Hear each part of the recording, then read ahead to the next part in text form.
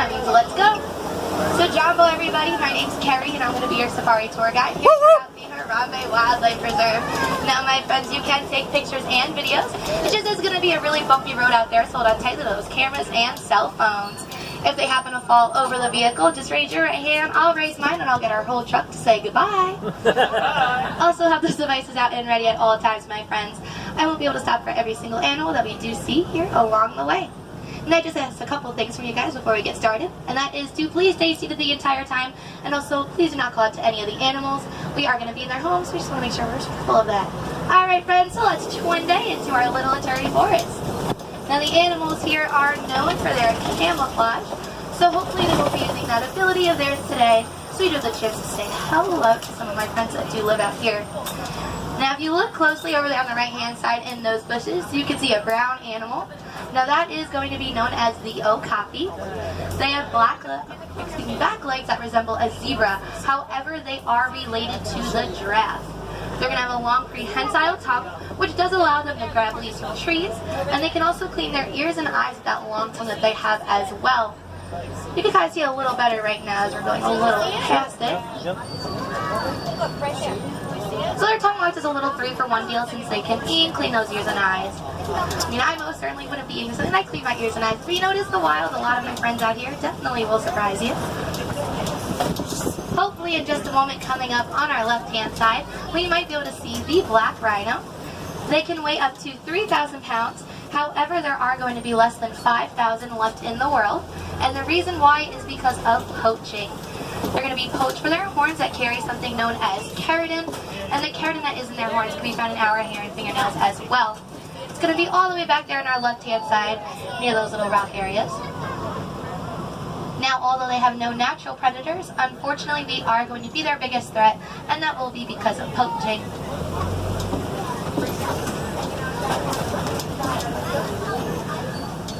Now another animal that we might get to see here along the way is the bongo. They're going to get the nickname the ghost of the forest because they can rarely be seen when hidden behind bushes and trees. Both males and females are going to have horns, but their horns are going to be leaned more towards their back, so they do hide underneath any bushes. They won't get tangled up in the branches. Now actually, before we see the bongo, coming up over here on our right hand side, this light tan animal, this is known as the greater kudu. Now you can tell that it's a female since it doesn't have any horns, and since they do have cup-shaped ears, they're going to rely more on sound rather than sight.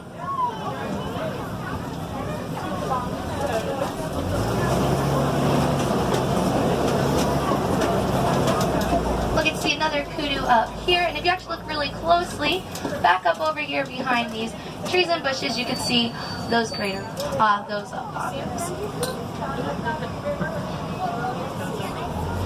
You can also see some over this way as well. You can see one also in the shade over there underneath those trees.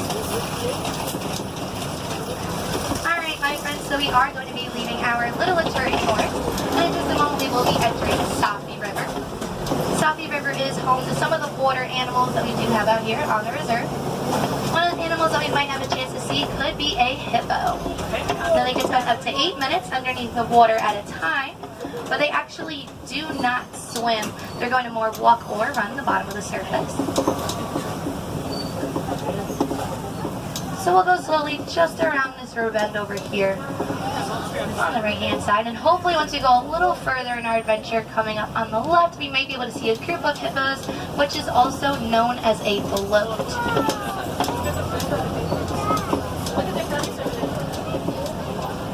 Let's see. We'll get to see some a little further up ahead in our adventure. They're going to be mostly on land. If you look kind of closely, you can see them all the way back there on the left-hand corner. Now, even though hippos do have giant teeth, they will have a diet that will consist mostly of just plants. Baby one. Coming up over here on the left, those white birds over there on the island, they are known as pink-backed pelican. They may not have that pink color right now, but they will get it once it does become mating season, and once they do find their mate. They'll have a wingspan of about 7 to 9 feet long, which is also going to be the same length as the canopy right above all of your heads. And we'll have a chance to see some hippos right up over this way. On our left-hand side, they're going to be underneath this water over here. Wow. have a baby hippo out on the reserve as well. And it's actually going to be right over here. On the left-hand side, it's going to be a little behind the mama. If you look really closely, you might be able to see the little legs. Maybe once we go more forward, you can have a little better view. Just got to really look underneath that palm tree and you might be able to see it. Now coming up over here on the left, this is the Nile crocodile. So they could be about 16 feet long and weigh 500 pounds. And they can eat half of their body weight in one feeding, kind of similar to how I did with my lunch this afternoon. Now, if you ever want to tell the difference between a crocodile and an alligator, I can tell you one way right now, and that is going to be that a crocodile's fourth bottom tooth can actually go above their upper lip. So if you ever see the fourth bottom tooth go above the upper lip on one of these giant reptiles, that's how we can tell that it is the crocodile rather than the alligator. Now, my friends, we did just leave our Safi River, and in a moment we will be entering the savannah. The savannah is going to be home to many famous African wildlife that we do have out here on the reserve. Millions of animals migrate here every single year, and in just a moment we'll have a chance to see a bunch of the animals that do in fact call the savannah their home. Now before we do, over here on the right hand side, we're going to have this upside down looking tree. I'll get the nickname the upside down tree because the branches do look like tree roots, but it is known as the baobab tree. They're leafless for 9 months out of the year, but one you guys did get to see with leaves, and another nickname for the baobab tree is the tree of life. So you guys did first see that when we first entered Disney's Animal Kingdom. Now, my friends, we are officially in our savannah. As I like to start every little intro to the savannah. Savannah, Una. Isn't she awesome? Alright. So let's see what animal friends of mine will get to see up over this way.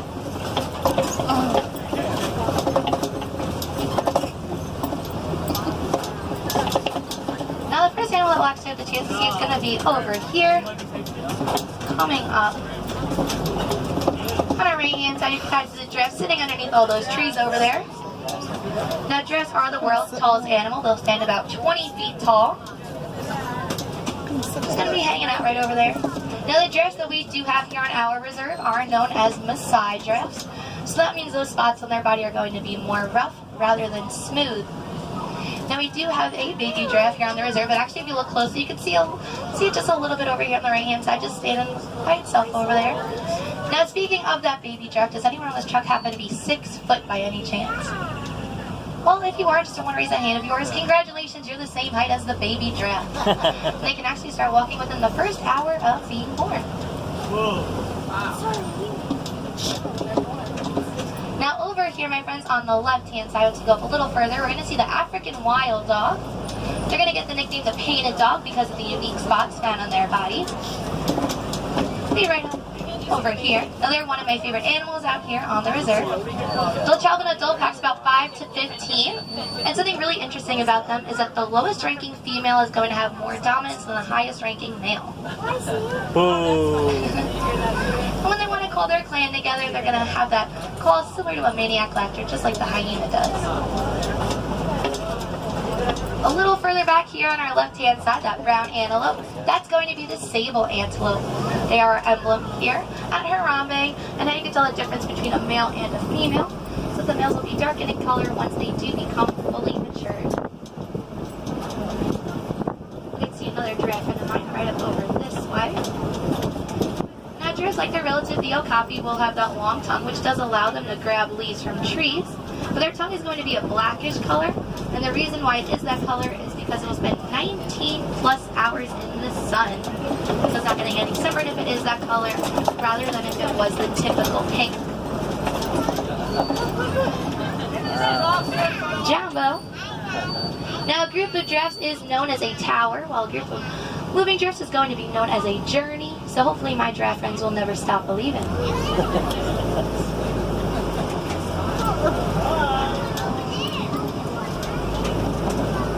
Now giraffes also do sleep for about a half hour a day, but they will sleep standing up, never lying down. And the reason for that is so they are able to defend themselves from their predators.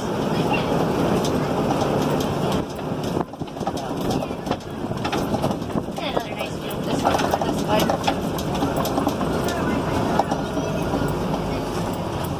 I just want to take a picture of this one just hanging out over here. Jumbo. Alright. Now let's see what other friends of mine we can see up over this way in the savannah. Oh, and actually, if you look closely, all the way back there, you can kind of see the neck of a giraffe as well. Near those palm trees, if you look closely. Right? Kind of like a little Where's Waldo. It's fun every once in a while, you know. Alright, shortly coming up on our right hand side, we're going to see a silver black colored animal. That is going to be known as the white-bearded wildebeest. They're going through their great migration right now, so they'll travel about 500 to 1,000 miles all throughout Africa. 1.5 million wildebeest started in the great migration. Unfortunately, not all of them will make it completely through. Now they also make a sound that's pronounced like new, but it'll be spelled G-N-U. And another animal over there with those giant horns, that is the Ankole cattle. Their horns are about 3 to 4 feet long, and although they do look super heavy, they're actually honeycomb hollow, and together they'll both weigh around 15 pounds. They'll also get the nickname of the Watusi cattle after the people that did domesticate them, so they will in fact be the only animals out here on the reserve that are domesticated. You get a little better view of the Ankole cattle right over there on the right hand side underneath all those palm trees. Now in just a moment we are going to enter an area of the reserve known as Monkey Cove, which is going to be home to our mandrill monkeys.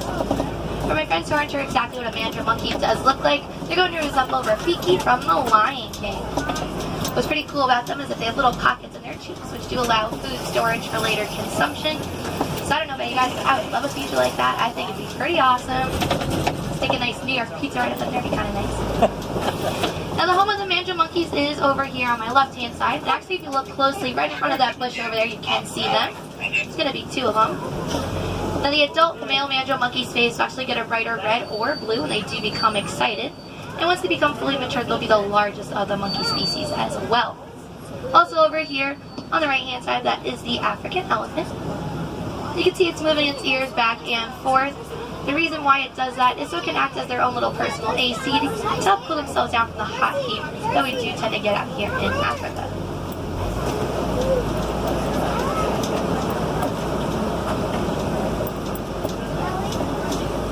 Well, this sign coming up on my right is a little weird. It's telling me that my typical shortcut route is going to be closed for today.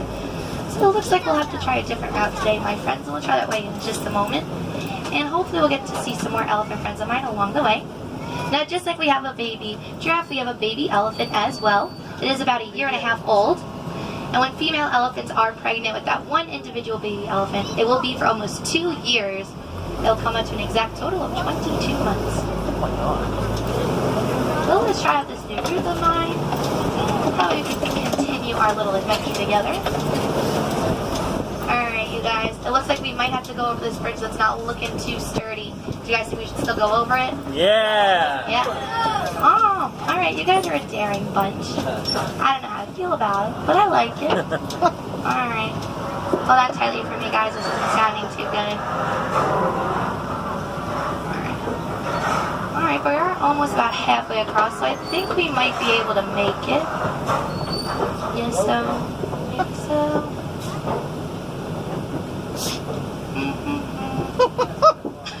Alright, I guess we're gonna make it today. Alright, cool. Well, let's get out of here. Alright, my friends. That was a little close call there for a second. Alright, so we are going to be entering our red clay pits. And it actually looks like not too long ago over here on the right hand side, some of my elephant friends were here. They will dig their tusks into that red clay and eat it to help supply minerals all throughout their body. I'll get a nice little view of one. Oh, that's the baby elephant, my friends, right over there on the left hand side. You guys just want to grab a couple pictures. Now speaking of their tusks, unfortunately every single day 96 elephants will be poached for their tusks. One of the main reasons why is because they're actually used in our everyday electronics such as cell phones and laptops. So one thing that you guys can do to help these beautiful animals from being poached is actually recycle the old electronics that you have just sitting around your home. To reduce, reuse, and recycle, my friends, it really does help, especially when it comes to the beautiful animals that we have not only here on our reserve, but all throughout the world as well. Now elephants will put mud, dirt, and sand on their backs. The reason for doing so is so it can act as a sunblock to protect their super sensitive skin from the really hot sun. Also, nice view of elephants over here. See one kind of walking a little backwards over there to the left of that baobab tree. Now they do have the most mussels in their trunk, so that they can eat and drink water. And they'll drink about 40 gallons of water a day. Oh my god. Now we are about to enter this little watering hole, my friends, so I hope you guys brought some life jackets and swimsuits. Just gonna go for a nice little cool down dip. It's a little hot out here in Africa today. I don't know about you guys, but I am feeling a little refreshed already. Alright. Now coming up over here on the left, this is home of the greater flamingo. A group of flamingos is known as a flamboyance. When they are born, they will be a white-gray color, and they are in fact going to get that pink color from the keratin in the shrimp they do eat. That is not going to be a myth. Now some flamingos do stand about 5 feet tall, so I don't know about most of my friends on this truck, but I am about 5'1". So the idea of sitting next to a flamingo my height does scare me just a little bit. And honestly, nothing's as scary than staying from an ostrich, so it definitely would take a flamingo any day. Now let's see. We'll have a nice view of a zebra right over here on our left-hand side. You can see a little group of zebras. Now, zebras are actually black animals with white stripes, and how we are able to tell that is because of the color of their nose. Now, though all their stripes do look the same, they are going to be slightly different, just like how our fingerprints are different from every other humans in the world. Now, over here, we can also see some white rhinos, maybe some water bucks, banty bogs, ostriches, warthogs, cheetahs, and maybe even if we're lucky, some lions. So hopefully we'll have that look today. Let's see. Now up over here on the left-hand side, this is where it is going to be home to our cheetahs. Sometimes they are a little hard to spot, but we do have a lot of eyes on this truck. So I do have full faith one of us might be able to spot it out. Now in about 0 to 3 seconds, cheetahs can go 60 miles per hour. And since they do run so fast, they actually use that tail of theirs to help steer them in a right or left direction, as well as help keep their balance. They're also going to be the only wild cats to hunt during the day as well. Maybe we'll get a little better look up over this way. Let's see.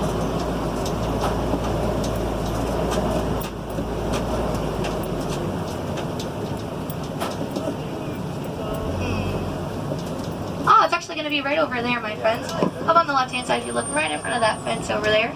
Oh yeah, I see it. Are you guys all able to notice it back over there? It's kind of blending in just a little bit, but it is there. So that is our cheetah. Now hopefully in just a moment, once we go a little further, we may be able to see another wild cat friend of mine, which is that lion.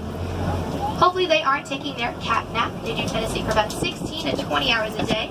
Also making nocturnal animals. You know, sometimes they do still surprise us every once in a while, so you never know. So let's see. Hopefully we'll have a little bit of luck.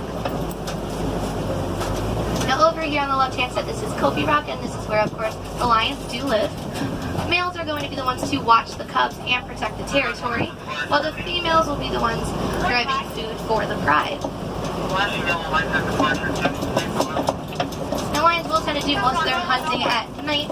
The reason for that is because their vision is actually 6 times better at night than it is during the day. Let's see if we get a little bit of luck this way. Over there on the right-hand side, my friends, all the way back there near those trees, that is going to be the ostrich, the world's largest and fastest bird. They will go about 40 miles per hour, and although they don't fly, they'll use those wings of theirs to steer in a right or left direction. Now something really interesting about lions is that only 1 in 15 of their daily hunts are actually going to be fully successful. They'll have the lowest percentage rate in hunting, while the highest is actually an animal that we saw when we first entered the savannah, and that is the African wild dog. Their success in hunting is 93%, and the reason for that is because they actually feed their elders and their sick before they feed themselves and their young.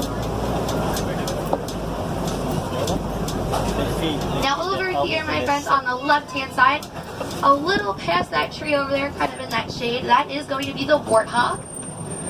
They're related to the domestic pig, and how you can tell the difference between a male and a female is that the males actually have extra fat in between their eyes and their tusks. They'll have two sets of tusks, an upper and a lower, and they'll use the upper tusk to help dig into the dirt, make themselves a little hole so they can protect themselves from predators. So Hakuna Matata, my friend.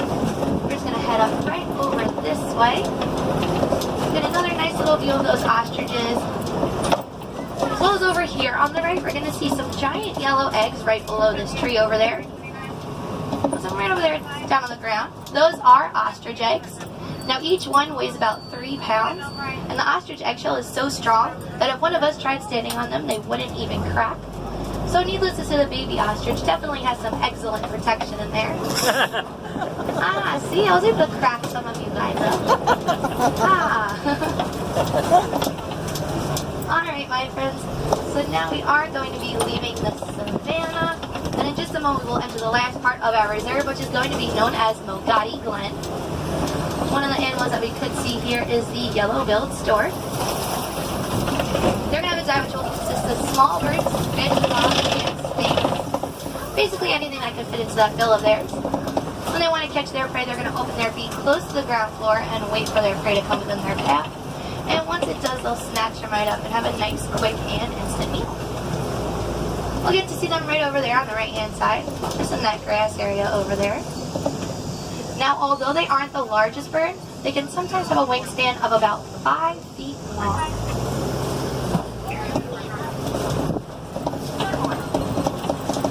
Now, unfortunately, my friends, we are getting close to the end of our time here together at the Harambe Wildlife Reserve. And I hope you guys had a great time with me because I sure did have a wild time with you.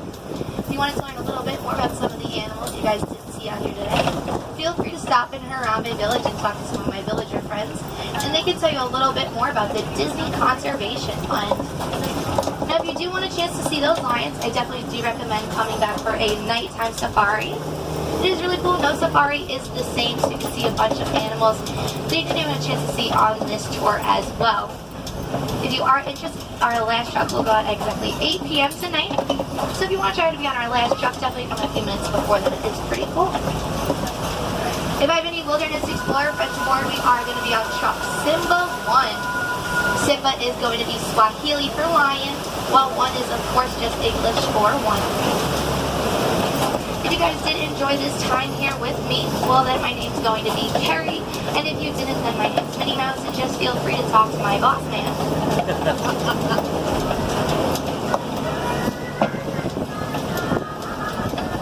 Now friends, in just a moment, it looks like we will be saying an official goodbye to each other, but here in Harambe, we don't like saying goodbye because it is far too sad, and it is far too final. So instead we like to say, Kwaherini, which does mean to go well. So Kwaherini, my friends, go well and go wild. Just don't go too wild because you're still a family theme park. You know, enjoy the rest of your time here at Disney's Animal Kingdom and wherever your journey and adventure may take you. Hope to see you guys again real soon. Oh! Yay! Alright folks, door sliding open on your right. Watch your step on the way down. Bye, Mom. Have a safe flight home. Bye, Kerry. Bye, Alfonso. Bye. Thank you so much for everything. You're welcome. Thank you, honey. Have a safe trip home. Yes, I will. Bye, sweetie.